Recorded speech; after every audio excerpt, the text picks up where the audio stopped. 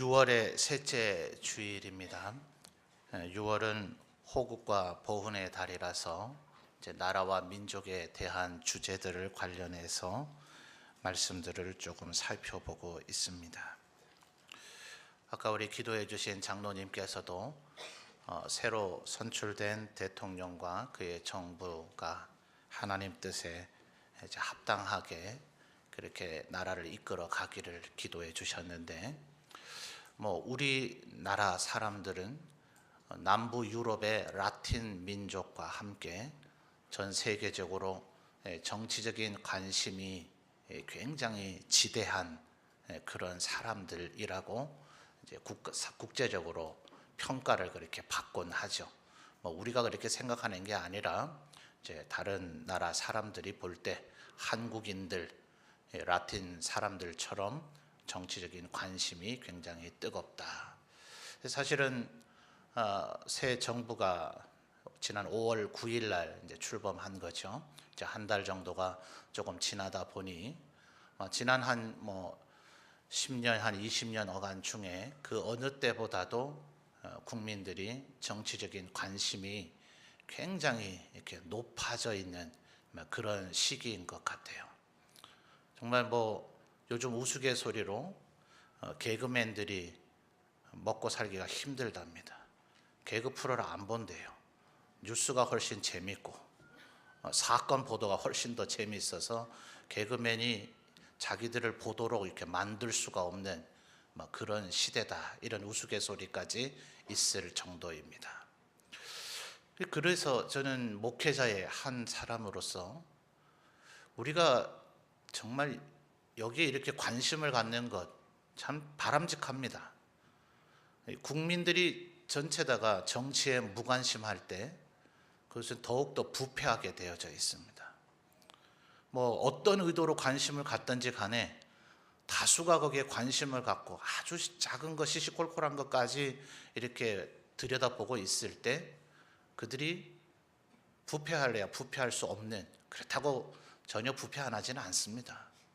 우리들이 아무리 눈을 시퍼렇게 뜨고 24시간 모든 정치인들을 눈여겨보아도 그들은 우리들이 안 보게 만들 수 있는 얼마나 많은 기술들이 있는지 몰라요. 그래서 부패란 이 세상에서 결코 사라질 수 없는, 안타깝지만 그렇게 되어 있습니다만, 국민들이 쳐다보는 만큼 부패는 조금 그래도 줄어들겠죠.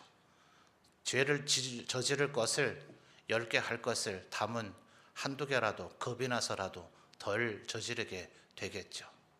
근데 문제는 저는 목회자의 일원으로서 안타까운 것이 이 자체만으로는 굉장히 참 바람직하기는 하나 이 세상에 불신자들이 어찌하든지는 저는 사실 그다지 관심은 없습니다. 근데 예수 믿는 우리들이 우리의 관심이 어디에 더 많이 쏠려 있는가, 여기에 대해서 한번 우리 질문을 던져보고 우리 생각을 해보았으면 좋겠습니다. 여러분, 먼저 오늘 우리가 읽은 본문 말씀을 보면 우리의 오늘 설교의 제목이기도 한 20절에 보면 하늘 시민권을 얘기하죠. 자, 20절에 뭐라고 표현합니까? 그러나 우리의 시민권은 어디에 있어요? 하늘에 있는지라. 자, 바울 사도가 쓴 편지죠. 그는 유대인이었습니다. 그런데 로마인이었어요. 바로 이 빌립보에 보낸 편지인데, 사도행전을 보면 빌립보에 복음을 전했을 때 이것이 이제 우리 앞에 확연하게 드러나죠.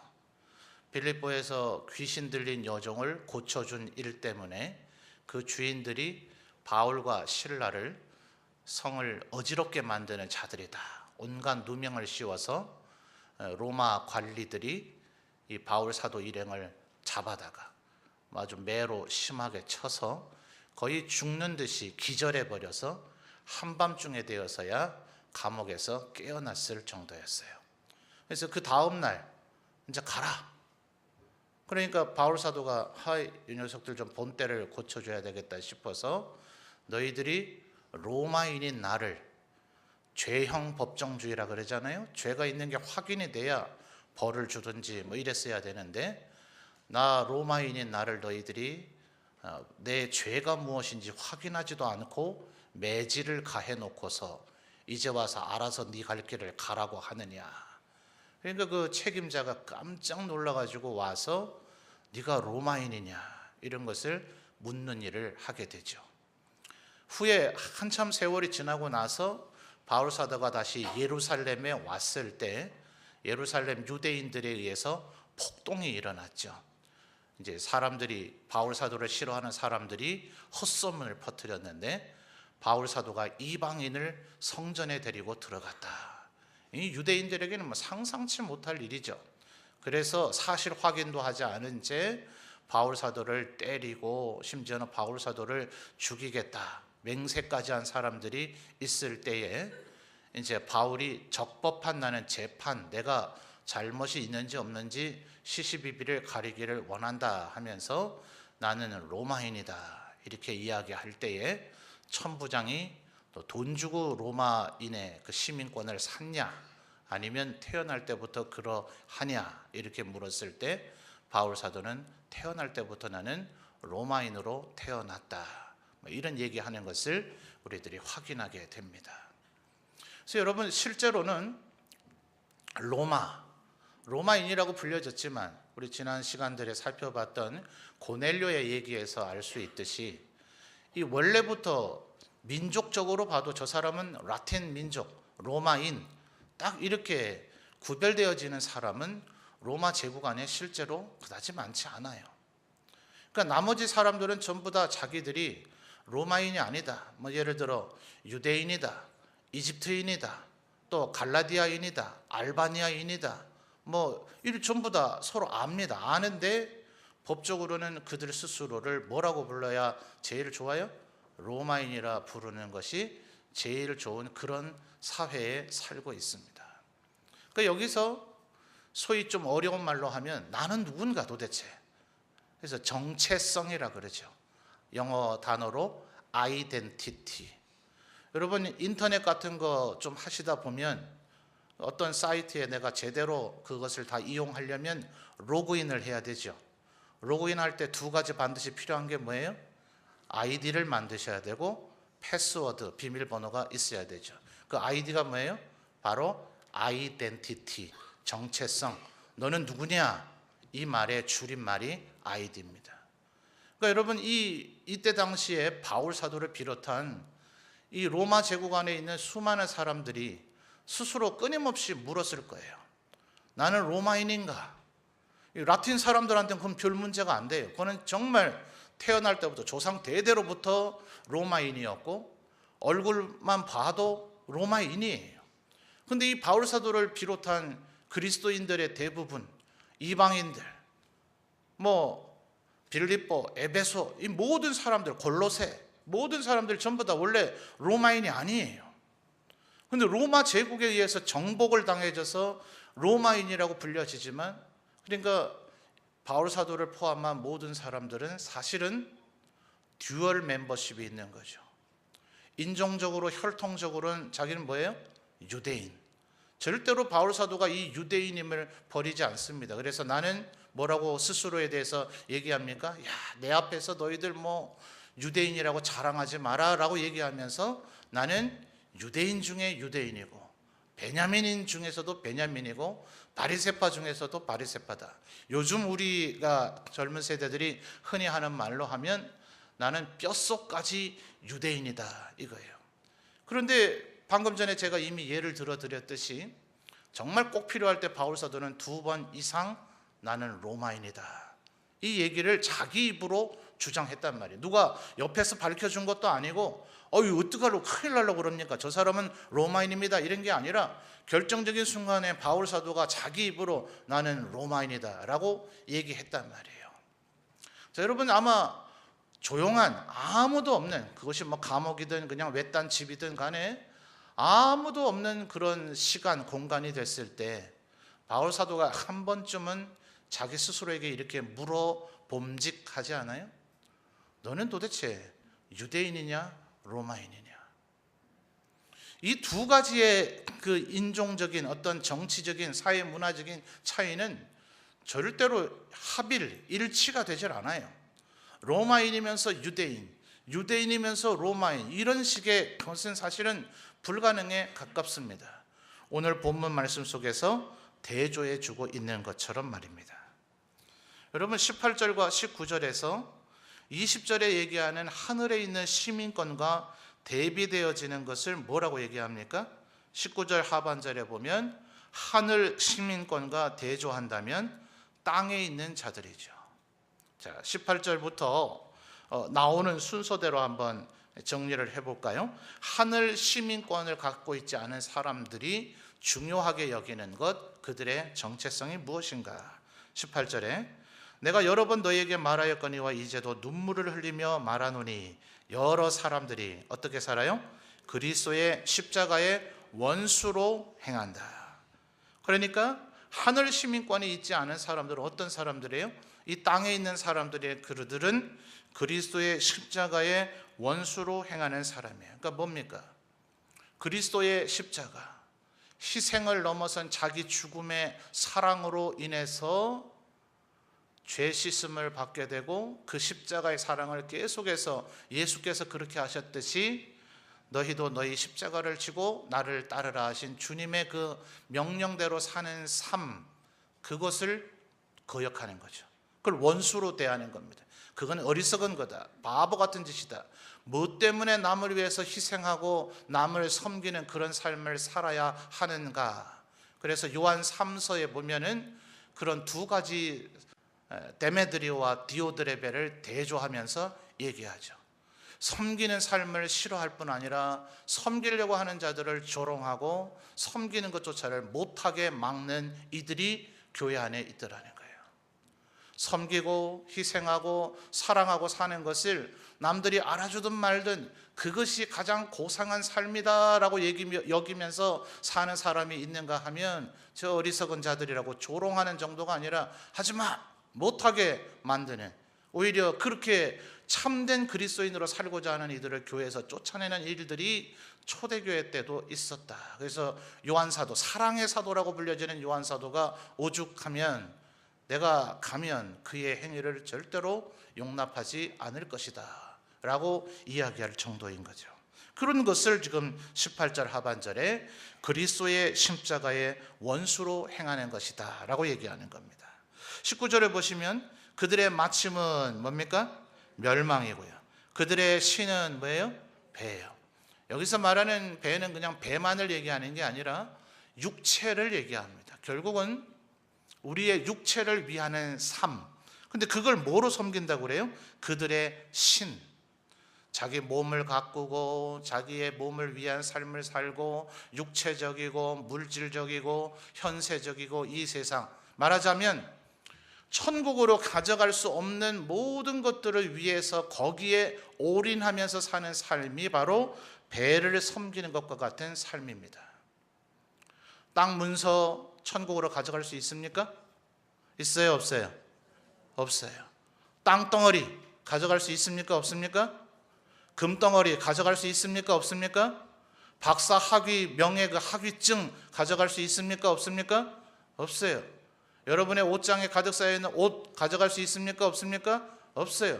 그 모든 것들을, 그것을 만들고 그것을 장만하고 그것을 확보하기 위해서 올인하면서 사는 삶이 그들의 신은 배에 있는 것이다. 바울 사도는 지금 그렇게 표현하는 겁니다. 이어지는 말씀, 그 영광, 그렇게 해서 영광을 얻고자 하지만 결국은 그의 영광이 부끄러움이 되어져 버린다. 그리고 그것은 결국 땅의 일을 생각하는 것이다 라고 이야기하고 있는 것입니다. 자, 그럼 여러분, 이 하늘 시민권을 가지고 사는 삶이 도대체 어떤 것일까? 성경의 몇 군데를 우리가 좀 예를 들어서 확인을 해볼 수 있을 것 같아요. 자, 메모하실 수 있는 분들은 메모를 하십시오. 첫째는 히브리서 11장에서 얘기하고 있는 아브라함과 이삭, 야곱의 삶이죠. 그들을 뭐라고 얘기합니까? 그들은 더 나은 본향 하나님의 도성을 바라보며 산다. 그래서 그들이 어디에 머물렀다 그러죠? 장막에 머무른다 그럽니다. 자기들 스스로를 죄송합니다. 이 세상에서 나그네로 여겨요. 거류민이라고 여깁니다. 자, 여러분, 여러분이 살고 있는 집이 전세이든 뭐 사골세이든 아니면 뭐 등기를 한 여러분의 소유이든, 그래도 어쨌든 여러분이 1년, 2년, 3년 혹은 뭐 5년, 10년 아니면 평생 거기에 살 거다 싶으니까 장판도 좋은 걸로 깔고 커튼도 좋은 걸로 깔고 가능하면 큼직한 김치 냉장고도 갖다 놓고, 요새 뭐 무풍 에어컨 이런 거 TV 선전하다만요, 뭐 그런 것도 갖다 설치해 놓고, 뭐 드럼 세탁기가 요새 위에 뚜껑 달리는 것도 있다며요. 뭐 그런 것도 사다 놓고 하는 거죠. 그런데 거류민이라는 말은 아무리 여기 오래 살아봐야 뭐 평균적으로 한 6개월 지나면 떠나야 돼요. 우리 교회 아마 저녁 예배 때하고 3일밤 예배 때 살기는 구미에서 사신다는데, 일하러 오셨다는데 꽤 지금 여러 달 교회로 오시는데도 제가 등록하시죠? 그런데도 여기 계속 있을 건 아닙니다 이러면서 등록을 안 하시는 그런 분도 계셔요. 그런 분들 해당될 수 있겠죠. 나그네, 문경 세제에 뭐 스머프 마을도 있고 유스호슬들도 있고, 그거 얼마나 묵고 갈까요? 3일 뭐 묵으면 평균적으로 많이 묵는 거 아니겠어요? 일주일 정도 지내면 많이 쉬었다 가는 거겠죠. 자, 일주일 정도 살다 가는데 거기다가 냉장고네 세탁기네 사다 들여놓겠습니까? 커튼 갈고, 뭐 어떤 분은 하루 지낼 때도 변기도 갈고 했다 하는 얘기가 작년에 들리긴 했습니다만, 나그네와 거류민은 그렇게 안 하죠. 그렇게 안 해요. 바로 하늘의 시민권이 있다 하는 사람들은 그래서 이 세상에 무언가를 투자하고 만들고 확보하는 것에 과도한 관심이 없습니다. 오해하지 마십시오. 그러면 우리는 헐벗고 마치 거지같이 살아라, 아니에요. 여러분, 열심을 다해 사십시오. 여러분, 이 세상에서 하나님께서는 여러분이 이 세상 살 때에도 복을 누리며 살기를 원해요. 앞에 한번 보세요. 근데 문제는 이 관심이 어디 쪽으로 더 기울어져 있느냐 하는 거예요. 온통 우리의 관심이 세상에 머물러 있느냐, 아니면 이 세상에서도 성실하게 살고 부지런하게 살고 열심히 살고 있지만 우리의 마음은 하늘에 두고 있느냐, 바로 이 차이를 하나님께서 지금 얘기하고 있는 겁니다. 하나님께서 히브리서 11장에서 아브라함, 이삭, 야곱을 얘기할 때 그들만 동떨어져서 얘기하는 것이 아니라 반드시 대조를 해줍니다. 이 세상에서 부귀와 영화를 누리고 사는 자들과 대비해서 그들은 장막에 살았던 이유가 더 나은 본향 하늘을 바라봤기 때문에 그렇다. 두 번째로는 마태복음 5장에 가서 보면 죄송합니다. 마태복음 5장 6장인가 그렇죠? 5장인 6장이 좀 헷갈리네요. 하늘의 보물을 쌓아두라, 이런 표현이 나타나죠. 그거 대조해 줍니다. 어리석은 자들은 보물을 어디다 쌓아둬요? 땅에 쌓아둔단 말이죠. 그러니까 여러분, 이 세상에 그러면 뭐 저축하지 말아야 되는가, 저금 통장 없어야 되는가, 보험 들지 말아야 되는가, 뭐 때에 따라서는 뭐 주식 투자하지 말아야 되는가, 하셔도 돼요. 하셔도 되는데 여러분의 관심이 온통 거기에 있으면 여러분은 배를 신으로 섬기는 자들이고 땅의 것만 생각하는 자들이다 하는 거예요. 그런 걸 하더라도 여러분의 메인 주된 관심은 하늘에 있는가, 여러분의 보물을 하늘에 쌓아두고 있는가. 세 번째는 고린도전서 3장을 보면 그런 표현이 나타나죠. 너희들의 공적을 어디에 쌓아두고 있는가. 여기서도 반드시 대조를 해줍니다.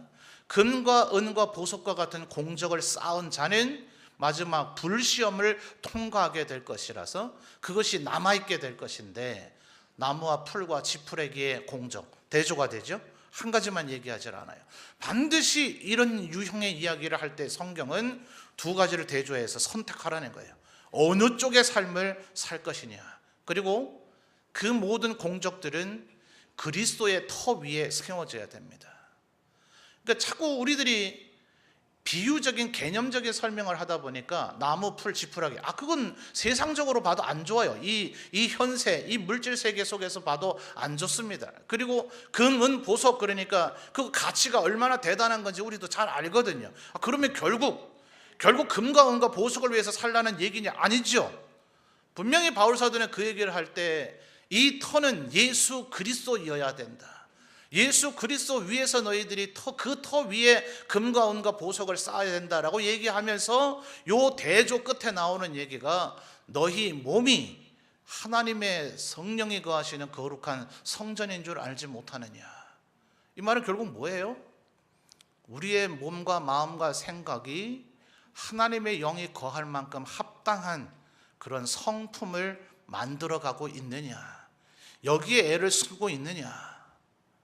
박근혜 전 대통령께서 잘했냐 잘못했냐 거기에 갖는 관심만큼, 문재인 지금 대통령이 잘할까 못할까 여기에 대한 관심만큼, 우리나라가 공산화가 될까 안 될까 이거에 대한 관심만큼 우리들 각자가 여러분이 거룩하고 의로운 자가 되기 위해서, 하나님 나라의 백성답게 되기 위해서 과연 그것을 더 신경 쓰고 있느냐, 성경이 이제 그걸 묻는단 말이에요. 저는 신앙과 자유를 위해서 월남하느라 거지가 돼서 내려온 사람의 후손이기 때문에 이 세상 남한에 있는, 우리 대한민국에 있는 그 어떤 국민보다 저는 자유 대한민국의 가치, 시장 경제의 가치, 반공, 공산주의를 대적하는 가치에 대해서 저는 제 마음이 가득 차 있다고 누구보다도 자부합니다. 그러나 여러분, 그럴지라도 우리 자유 대한민국이 민주주의 정치체제와 시장 경제가 확보되어지고 공산주의를 대적하며 싸워서 안보가 보장되어지는 그런 강력한 나라로 그렇게 든든히 세워져 있다 하더라도, 이 나라가 만약 영적으로 타락해버린다면 과연 우리의 안전이 보장되어질 수 있습니까? 혹시 우리가 대한민국의 애국 국민으로서 이 땅에서 우리나라를 민주주의 체제를 수호하고 정말 자유 대한민국을 만들기 위해서 온갖 노력을 다했을지라도 여러분이 하늘 시민권자로서의 그 당당한 권리를 확보해내지 못하면, 천국에 입성할 그 준비가 전혀 되어 있지 못하면 여러분, 그것이 무슨 여러분에게 의미가 있을 수 있겠어요? 그래서 여러분, 분명히 이 나라를 위해서 걱정하고, 지난주엔 제가 우리나라를 위해서 기도해야 된다 그랬잖아요. 그러나 여러분, 그거보다 더 중요하게 관심을 가져야 되는 것은 내가 하늘 시민권이 있는가. 나는 대한민국의 국민이지만 동시에 나는 하늘 시민권자다. 이 사실을 기억하셔야 돼요. 여러분, 세계 역사를 연구하는 사람들이 답이 없어요. 답이. 자, 어느 나라 어느 민족이든지 그리스 올림피스 신전이 있다라고 이렇게 전설 얘기 아닙니까? 사람의 모양을 하고 있는 신들이 있던 그 시대에 인간 사회는 아름다웠다. 중국 요순이 다스리던 시대에는 자기 아들에게 왕위를 물려주는 것이 아니라 철인과 같고 도덕 군자와 같고 성현과 같은 자들이 이 세상을 다스렸으므로 군대도 경찰도 필요 없었고 그들이 신하들에게 억압할 필요가 없었다. 나라마다 민족마다 전부 보면 고대는 아주 막 천국과 같은, 유토피아와 같은, 에덴 동산과 같은 그런 시대였다. 그냥 웃기잖아요. 그런데 갑자기 인간들이 사악해지기 그지없어서 뭐 한 사람이 왕이 되어서 모든 사람들을 억압해서 계급 사회가 출현하기 시작하고, 또 어느 때는 귀족들이 여러 집단 지도 체제를 이루어서 생겨지기 시작하고, 그것이 중세로 오면 절대 군주, 프랑스의 황제가 그랬죠. 짐이 곧 국가다.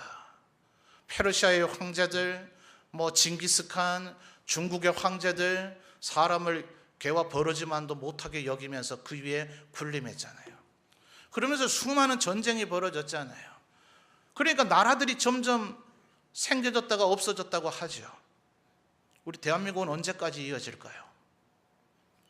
인류 역사를 연구하는 사람들이 답이 없어요. 답이.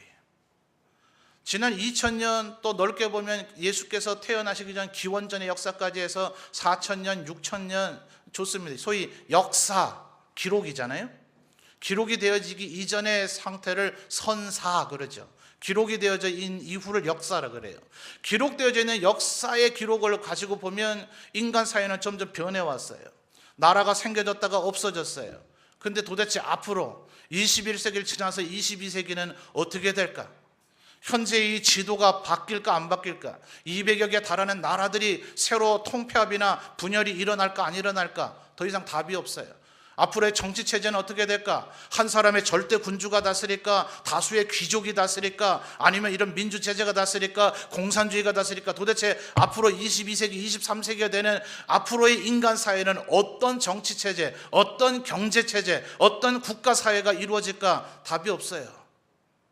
그러니까 문화계에서 주로 하는 게 대도 않은 거짓된 외계인이 나타나서 외계인과 싸우기 위해서 지구인이 단결할 것이다. 이따위 헛된 망상밖에 할 얘기가 없어요. 더 이상의 인간 사회가 어떻게 변화되어질까? 여러분 잘 보십시오. 성경의 다니엘서, 스가랴서, 요한계시록에서 얘기하고 있는 인간 사회의 허망함을 이야기하고 있어요. 다니엘서에서 느부갓네살의 꿈을 다니엘이 해석해 줄 때 명확하죠. 금의 나라가 영원해요? 영원 안 해요? 영원 안 해요. 은혜 나라가 영원해요? 영원 안 해요? 영원 안 해요. 쇠의 나라, 노새 나라, 쇠와 노시 진흙이 섞여 있는 나라가 영원합니까? 영원 안 합니까? 영원 안 해요. 뜨인 돌이 날아와서 그 신상을 쳐서 거대한 산을 이룰 것인데 이것은 하나님의 나라라. 이 나라는 영원하리라. 바벨론에 의해서 유대인이 망해서 그때 다니엘도 똑같은 바울 사도와 똑같은 고민이에요. 나는 바벨론인인가 유대인인가? 나는 페르시아인인가 유대인인가? 여러분은 대한민국 사람입니까? 하나님의 백성입니까? 대한민국 사람으로서 최선을 다하는 애국자가 되도록 사십시오. 그러나 여러분의 그 관심보다 더 많은 관심이 나의 시민권은 하늘에 있는지라. 그러므로 여러분, 이 대한민국 사회에 누가 정권을 잡느냐가 중요한 게 아니라 우리나라 헌법의 가치보다 더 상위에 있는 하나님의 법이 있다는 것을 기억하셔야 됩니다. 국민이 다수가 원하면 헌법 얼마든지 개정할 수 있겠죠. 더 이상 간통하는 건 죄가 아니라고 할 수 있겠죠. 군대 가서도 동성애해도 처벌하지 말자고 바꿀 수도 있겠죠. 뭐 어떻게든 이 나라를 다 뜯어 고칠 수 있겠죠. 근데 그것이 만약 하나님의 법에 합하지 않는다면 이 나라의 내일은 보장되지 못할 겁니다. 여러분, 이 나라가 하나님 보실 때 합당한 나라가 될 수 있도록 우리의 관심이 거기에 가 있어야 되겠죠. 그런데 여러분, 다시 한번 말씀드리지만 오늘은 제발 너무 거창한 국가, 민족 이런 거 생각하지 말고 여러분 자신을 생각해 보십시오. 일제시대 36년간에도 우리 조상님들 사셨어요.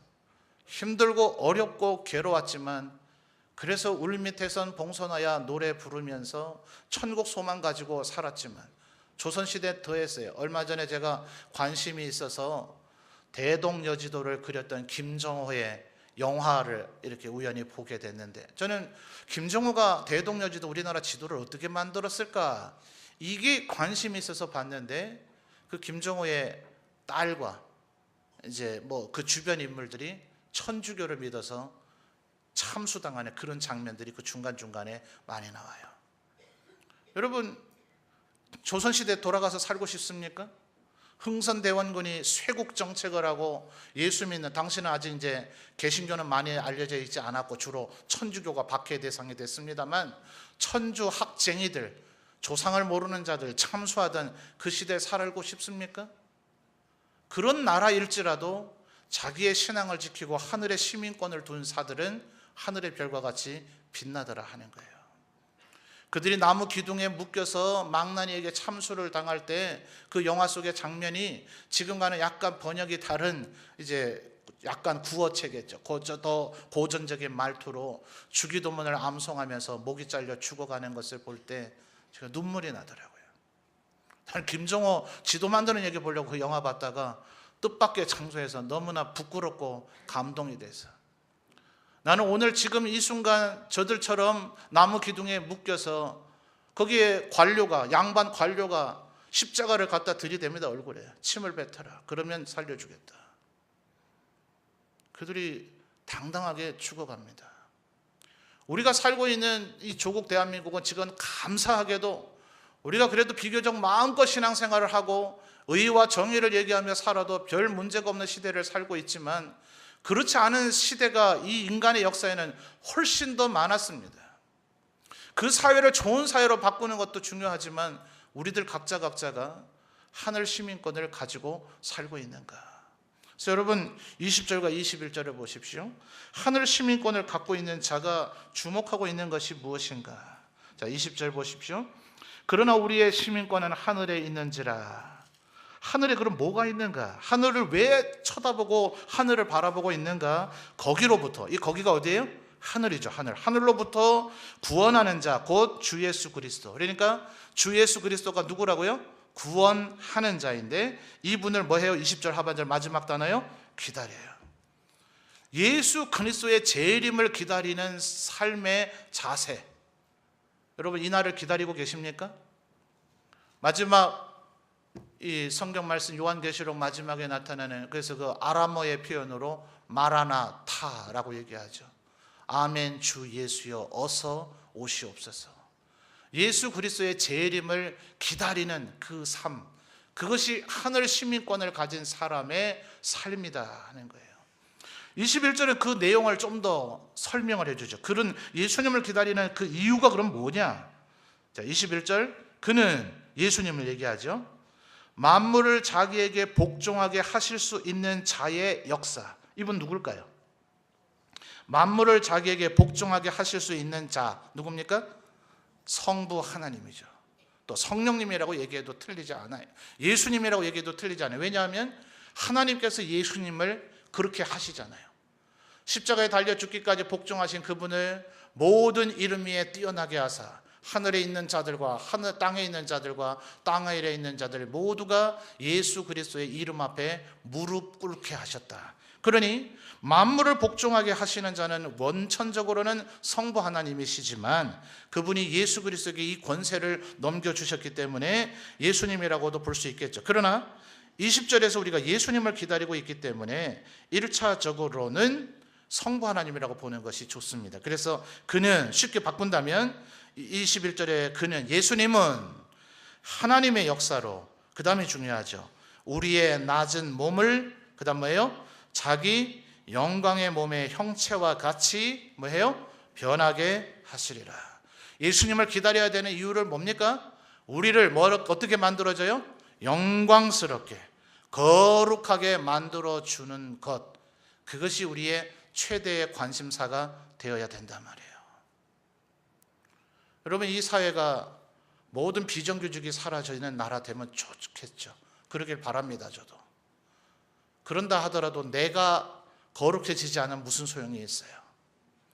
여러분이 월급이 1600%, 1800%, 2000%를 받아서 연봉이 1억을 돌파한다 한들, 여러분의 노후 생활을 다 보장할 수 있는 각종 연금이 다 혜택이 주어진다 한들, 여러분의 자녀를 대학까지 다 보내주겠다는 장학금을 다 준다 한들, 여러분이 애만 낳으면 국가가 모든 복지를 다 해준다 한들, 우리가 천국에 가지 못할 자로 전락해버린다면 그 나라의 복지 시스템이 과연 우리에게 무슨 유익이 있느냐고요. 나라와 민족을 위해서 관심 가지는 것 좋습니다. 그러나 그거보다 훨씬 더 많이 우리의 거룩함, 거기에 우리가 관심을 가져야 된다 하는 것이에요. 그래서 여러분, 지난주에도 우리 교회와 국가와 관련해서 웨스트민스터 신앙 고백서를 제가 말씀드렸습니다만, 그 웨스트민스터 신앙 고백서에서 성화에 대해서 이렇게 이야기합니다. 우리가 날마다 성화되어져야 된다. 그러면 성화되어지면 죄의 우리를 향한 지배의 사슬이 점점 더 약해져 간다. 우리가 비록 완벽하게 의롭고 거룩한 사람이 되지는 못한다 할지라도 날마다 거룩해지려고 하는 그 몸부림이 우리에게 있을 때, 말하자면 에베소서 6장에서 얘기하는 그리스도의 전신갑주를 취하는 겁니다. 성령 충만해지는 겁니다. 그래서 우리의 최대의 관심이, 여러분 이번 한 주간 동안 열심히 힘쓰고 애쓰셔서 일하셨죠? 돈 많이 버셨습니까? 많이 정말 수고하셨습니까? 6일 동안 열심히 일했으니까 여러분 스스로에게 좀 맛있고 좀 좋은 음식도 먹이면서 격려도 하고 그렇게 해야 되겠죠? 좋은 걸 먹으면서 나를 막 위로해야 되겠죠? 그럼 한번 여러분의 일주일의 삶을 한번 되돌이켜 보십시오. 여러분 지난 주일 와서 예배 드릴 때부터 이번 주일 될 때까지 얼마나 예수 그리스도를 더 닮아져 가셨습니까? 얼마나 주님 앞에 나중에 보여드릴, 주님 그래도 제가 보잘것없지만 늘 언제나 완벽하게 하지는 못했지만, 늘 최선을 다하지는 못했지만, 그래도 주님이 날 대신 죽으신 그 은혜와 사랑이 너무나 고맙고 감격해서 제가 주님 앞에 언젠간 보여드리고 싶어서 이런 거룩하고 선한 일을 했었습니다 라고 보여줄 수 있는 것이 무엇이 있느냐 말이에요. 국가가 잘못되면 애통하고 한탄하고 슬퍼하는 것보다 너 자신을 위해서 울라. 여러분, 예수님 그렇게 얘기하셨잖아요. 예수님 십자가에 잡혀서 십자가에 달리기 위해서 그 십자가를 지고 막 갈 때 이미 온몸에 채찍에 맞아서 갈갈이 찢겨 있는 그 예수님을 보며 여인들이 막 울죠. 그리고 예수님 뭐라 그래요? 나를 위해서 울지 말고 너희와 너희 자녀들을 위해서 울라. 예수님은 이미 지금 그 사명의 길을 가셨잖아요. 예수님 그래서 죽음의 권세를 깨뜨리고 부활하셨잖아요. 십자가상에서 말씀하시기를 나는 다 이루었다라고 얘기하셨잖아요. 이제는 우리가 우리 걱정을 해야 되죠. 우리는 주님 앞에서 우리에게 주신 사명을 다 이루었다고 말할 수 있겠는가? 나는 정말 주님 앞에 섰을 때 착하고 충성된 종아, 내가 너를 바라보며 늘 울었노라. 내 나라로 들어오라. 내가 너를 영접하리라 하는 그런 평가를 받을 수 있겠는가? 여러분, 이것을 날마다 고민하며 기도하시는 저와 여러분 되시기를 주님의 이름으로 축원합니다. 이 세상이 어찌 되든지 간에 우리가 분명히 관심은 가져야 됩니다. 그러나 그 관심을 가지는 그 초점도 결국 이 나라가 하나님 보실 때에 합한 나라가 될 것인가, 그리스도의 터 위에 우리가 기초를 세울 것인가. 그리고 여러분, 오늘 우리가 17절부터 읽었습니다만 14절로 거슬러 가서 봅시다. 노년의 바울 사도의 끊임없는 관심입니다. 14절 눈 감고 조는 분도 계시고 묵상하는 분도 계신데 14절 다 같이 읽어봅시다. 시작.